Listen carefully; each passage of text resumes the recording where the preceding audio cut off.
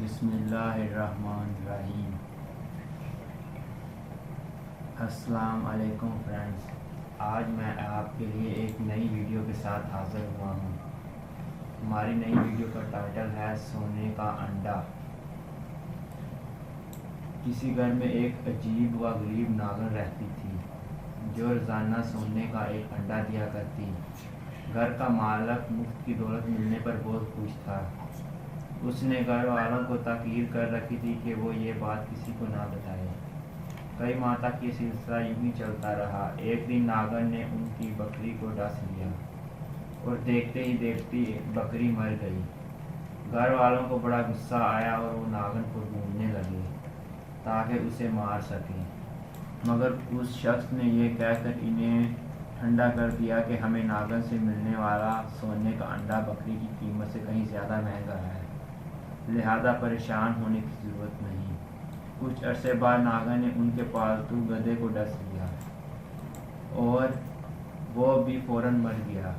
وہ لالچی شخص گھبرایا مگر تھوڑی دیر میں دوبارہ لالچ کے نشے میں آ گیا اور کہنے لگا، اس نے آج ہمارا دوسرا جانور مار ڈالا، خیر کوئی بات نہیں، اس نے کسی انسان کو تو نقصان نہیں پہنچایا۔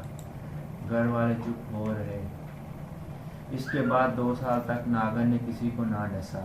گھر والے اپنے جانوروں کو بھول گئے۔ اچانک ایک دن پھر ناگن نے ان کے غلام کو ڈس لیا۔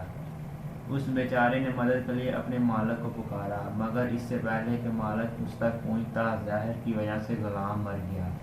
اب وہ لالچی شخص پریشان ہو کر کہنے لگا، اس ناگن کا زہر تو بہت خطرناک ہے، اس نے جس کو ڈسا فوراً مر گیا، کہیں یہ میرے گھر والوں میں سے کسی کو نہ ڈس دے۔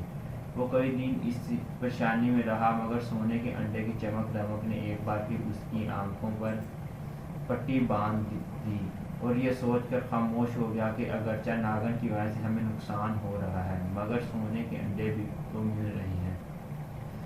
کچھ ہی دنوں بعد ناگن نے اس کے بیٹے کو ڈس لیا۔ فوراً ڈاکٹر کو بلایا گیا لیکن وہ بھی کچھ نہ کر سکا اور اس کے بیٹے نے تڑپ تڑپ کر جان دے دی۔ جوان بیٹے کی موت میاں بی بی پر بجلی بن کر گری اور وہ شخص غصے میں آ کر کہنے لگا، اب میں اس ناگن کو زندہ نہیں چھوڑوں گا، مگر وہ ان کے ہاتھ نہ آئی۔ جب کافی عرصہ گزر گیا تو سونے کا انڈا نہ ملنے کی وجہ سے اس کی لالچی طبیعت میں بے چینی ہونے لگی۔ چنانچہ دونوں میاں بیوی ناگن کے بل کے پاس آئے، وہاں کی صفائی کی اور دھونی دے کر خوشبو مہکائی، گویا ناگن کو صلح کا پیغام دیا۔ حیرت انگیز طور پر وہ واپس آ گئی اور انہیں پھر سے سونے کا انڈا ملنے لگا۔ مال و دولت کی حرص نے انہیں اندھا کر دیا اور وہ اپنے بیٹے اور غلام کی موت کو بھول گئے۔ ایک دن ناگن نے اس کی زوجہ کو سوتے میں ڈس لیا۔ تھوڑی ہی دیر میں اس نے بھی دم توڑ دیا۔ اب وہ لالچی شخص اکیلا رہ گیا تو اس نے ناگن والی بات اپنے بھائیوں اور دوستوں کو بتائی۔ سب نے مشورہ دیا، تم نے بہت بڑی غلطی کی، اب بھی وقت ہے، سنبھل جاؤ اور جتنی جلدی ہو سکے اس خطرناک ناگن کو مار ڈالو۔ اپنے گھر آ کر وہ شخص ناگن کو مارنے کے لیے موقع تاک کر بیٹھ گیا۔ اچانک اسے ناگن کے بل کے قریب ایک قیمتی موتی نظر آیا، جسے دیکھ کر اس کی لالچی طبیعت خوش ہوگی۔ دولت کی ہوس نے اسے سب کچھ بھلا دیا۔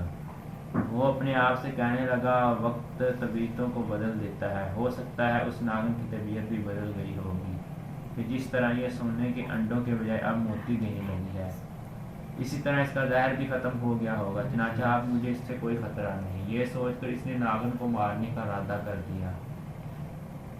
ختم کر دیا۔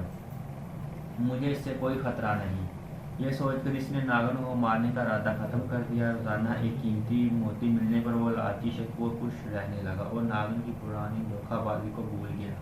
ایک دن اس نے سارا سونا اور موتی برتن میں ڈالے اور اس پر سر رکھ کر سو گیا۔ اس رات ناگن اسے بھی ڈس لیا۔ جب اس کی چیخیں بلند ہوئی تو آس پاس کے لوگ وہاں پہنچ گئے اور اس سے کہنے لگے، تم نے اسے مارنے میں سستی کی اور لالچ میں آ کر اپنی جان داؤ پر لگا دی۔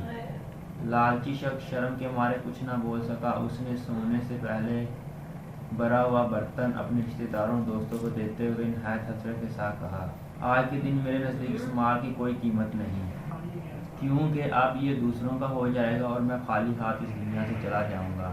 اور پھر کچھ ہی دیر میں وہ مر گیا۔ پیارے پیارے اسلامی بھائیوں، آپ نے دیکھا کہ مال و دولت کی حرص نے ہنستے بنستے گھر کو اجاڑ کر رکھ دیا۔